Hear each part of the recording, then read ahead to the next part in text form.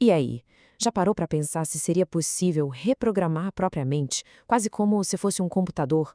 Pois é, hoje a gente vai mergulhar fundo nessa ideia, explorando o trabalho de 3 especialistas incríveis que conectam ciência e prática para nossa transformação pessoal. A jornada começa agora. A grande pergunta que vai guiar nossa conversa é essa aqui. Será que aquilo que a gente pensa e acredita pode, de fato, alterar a nossa biologia? É exatamente isso que vamos investigar olhando para a ciência por trás dessa conexão poderosa entre a mente e o corpo. Nosso roteiro de hoje é bem direto. Primeiro, a gente vai entender o que é essa tal de reprogramação mental.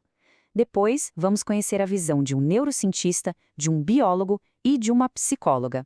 E no final, a gente compara tudo isso e descobre como aplicar na prática. Vamos nessa? Então, vamos começar pelo começo. O que de verdade significa reprogramar a mente? Olha, não é nada de ficção científica, viu? É sobre um processo bem consciente, de olhar para dentro, identificar aqueles padrões de pensamento que limitam a gente e, de propósito, começar a substituí-los para criar novas realidades. A abordagem que a gente vai explorar aqui é o que podemos chamar de reprogramação mental híbrida. A ideia é muito poderosa. Em vez de separar ciência e prática, ela junta o rigor da neurociência com o poder da meditação e das mudanças de mindset. O objetivo? Uma transformação que seja profunda e que dure. E nosso primeiro especialista é o Dr. Joe Dispenza, um neurocientista que faz uma ponte fascinante entre o cérebro e a consciência. Ele une a ciência mais moderna com práticas super antigas, como a meditação. Pensa só, o Dispenza vem da bioquímica e da neurociência, e a paixão dele é entender como os nossos pensamentos intencionais, junto com o que ele chama de emoções elevadas, podem literalmente religar os circuitos do nosso cérebro. A ideia é libertar as pessoas do passado e até curar o corpo. E essa frase dele, nossa, ela resume tudo. A mente não é só uma espectadora da vida, sabe? Com foco e intenção, ela se torna uma criadora ativa que molda a vida de dentro para fora. É o oposto de ser só uma vítima das circunstâncias. E o Dispenza não fica só na teoria, não. Ele busca dados. E esse número é impressionante. Mais de 18 mil. É a quantidade de exames cerebrais que ele e a equipe dele coletaram em eventos desde 2010. O objetivo? Mapear e medir as mudanças que a meditação pode de verdade provocar no cérebro. Tá, mas como isso funciona na prática? O método dele tem 4 passos, mas segundo ele, a mágica acontece na combinação do passo 2 com o 3. Ou seja, não basta só pensar num futuro novo. É preciso sentir a emoção desse futuro agora, no presente.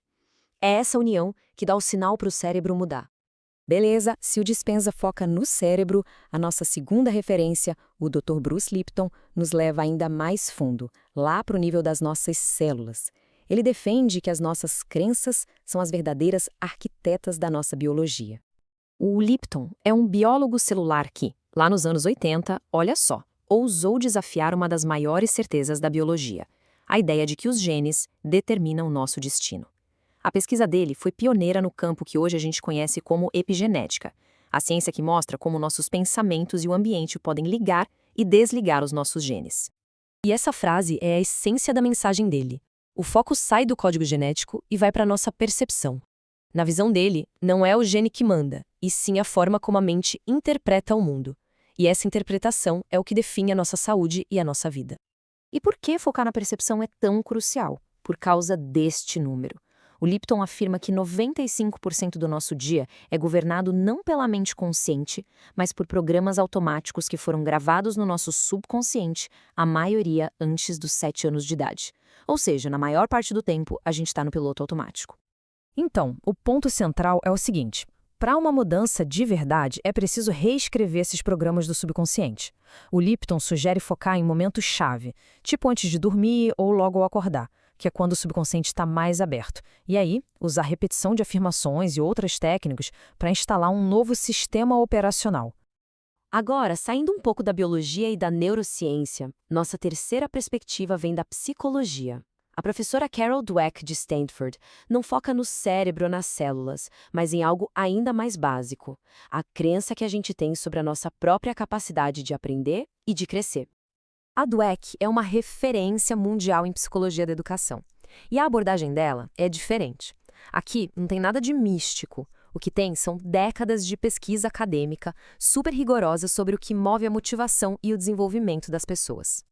E aqui está o centro da teoria dela, que ela divide em duas mentalidades. De um lado, o mindset fixo, a crença de que inteligência e habilidades são coisas que não mudam.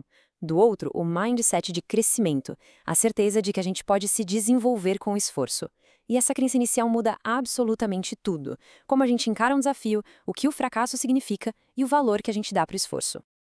E o impacto dessa ideia é simplesmente gigante.